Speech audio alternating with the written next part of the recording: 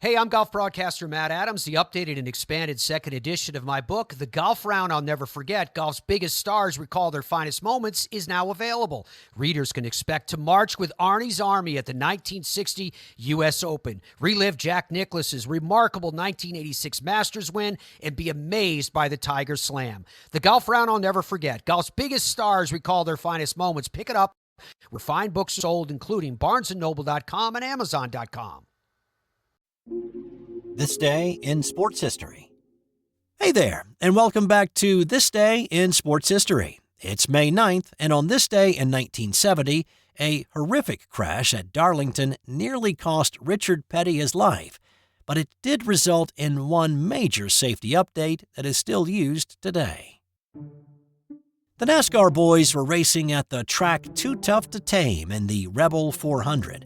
Petty was racing his trademark blue number 43 Plymouth, but not the one he wanted to be driving.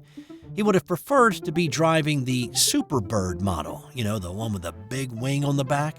But Petty had wrecked it during practice a few days before, and his backup was his short-track Roadrunner car, better suited for North Wilkesboro or Beltsville. So here he was driving this dump truck of a car, trying to get around the lady in black as fast as he could.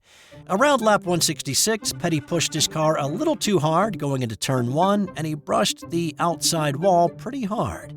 The impact threw the front end out of whack, and now it drove even worse. But he was able to get it back up to race speed, with the only hope at this point to salvage as many points as he could here in the early part of the season. But on lap 176, coming out of turn 4, Petty cut a tire, likely a result of his impact with the wall 10 laps earlier, and his Plymouth hit the outside wall hard.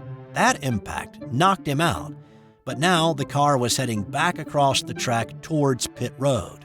His car hit the inside concrete wall protecting pit road at high speed and at a sharp angle, vaulting the car up in the air, and once it came back down, it rolled several times down the front stretch, his left arm flailing out of the window before the car finally came to rest on its roof.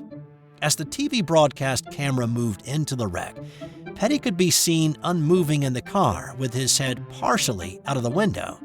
A red rag that he carried in his mouth while he raced fell out of the window, causing some to wonder if that was blood gushing from a clearly unconscious Petty. The TV crew switched to a farther away angle, fearing they were looking at a dead man. When his pit crew got to the car and saw his body half dangling out of the window, they thought the same thing. But as they unbuckled his safety harness and pulled him from the car, Petty grunted, letting folks know he was still alive. In fact, despite the horrific impact with the outside and inside walls, he suffered only a dislocated shoulder. Now, one humorous story from that day, now that we know that Petty survived, is the ambulance driver was either new, confused, or nervous that he had one of the most famous race car drivers in his care. He apparently didn't know about a tunnel under turn 3 exiting the track, and he nearly drove onto the track after the race had been restarted. A now conscious Petty yelled at him to stop, and he pointed him in the direction of the tunnel under the track. Once outside the track, though, the driver also did not know how to get to the Florence, South Carolina hospital that he was supposed to take Petty to. Richard said it was quite an ordeal getting to the hospital, and it took a lot longer than it should have. Good thing his injuries were not worse.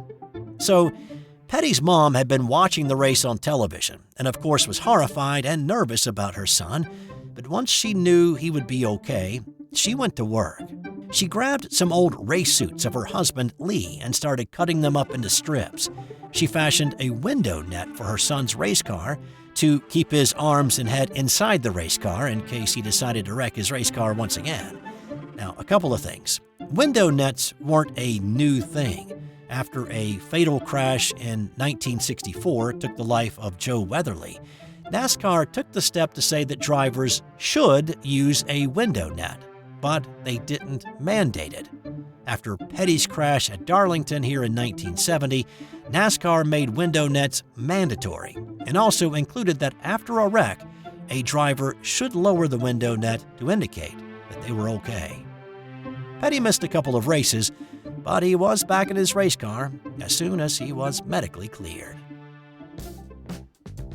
In 1984, a marathon baseball game between the Chicago White Sox and the Milwaukee Brewers finally came to an end.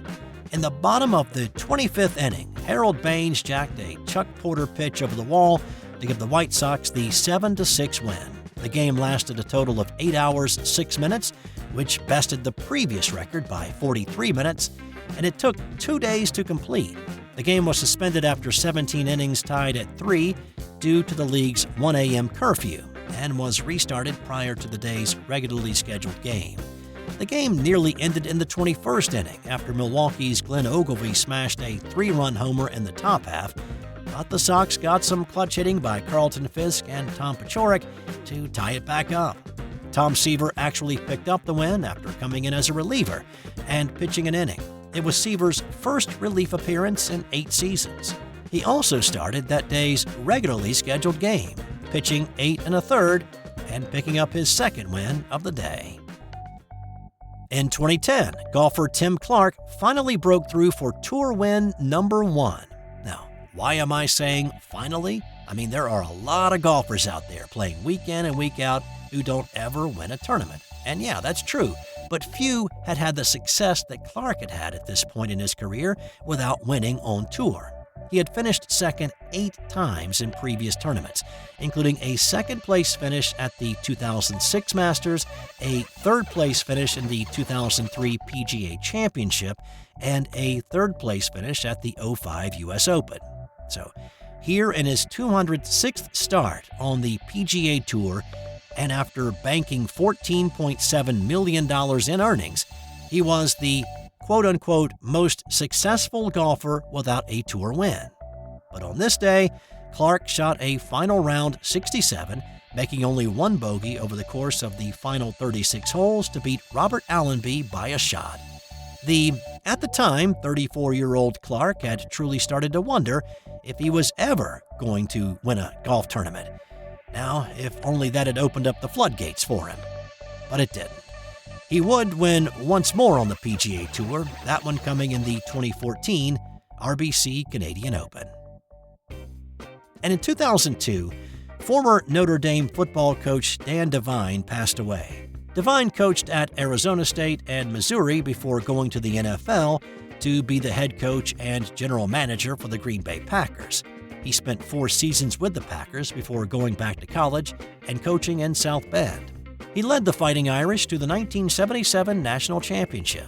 Now, my younger listeners who may have seen the movie Rudy may remember Devine from that movie as being the obstinate coach that wouldn't give Rudy Rudiger the chance to play.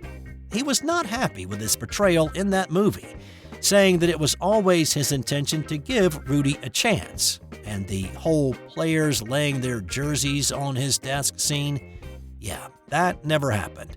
Devine said if players had done that, they would have all been kicked off the team. When Devine passed away on this day in 2002, he was 77. And time now for today's non-sports Did You Know? Saturn's moon Titan is covered in electrified sand. That's all for today. I'll be back tomorrow with more stories on This Day in Sports History.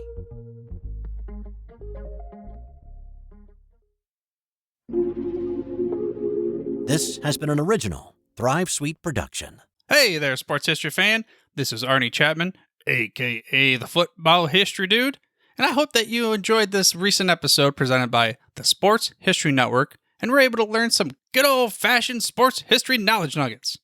I started the Sports History Network back in 2020 with the mission to help podcasters find a community of like-minded sports history nerds, as well as helping aspiring podcasters to start their own shows.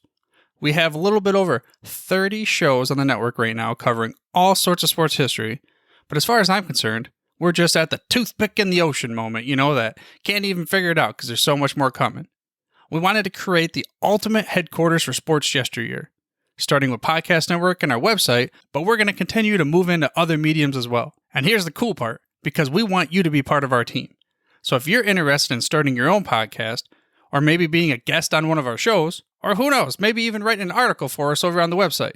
Seriously, all you gotta do is reach out to us on the contact page over at sportshistorynetwork.com. You can be as technologically savvy as a Neanderthal tapping on a stone trying to figure out this whole hieroglyphics thing back in the day. Again, it doesn't matter, because even if you don't understand the whole podcast space, we have a production team that can pretty much help you out with doing everything. All you gotta do, head over to sportshistorynetwork.com, head to the contact page, fill it out. That message goes right to me, and I'll reach out to you as soon as I can. But for now, dude, I'm through if you're through.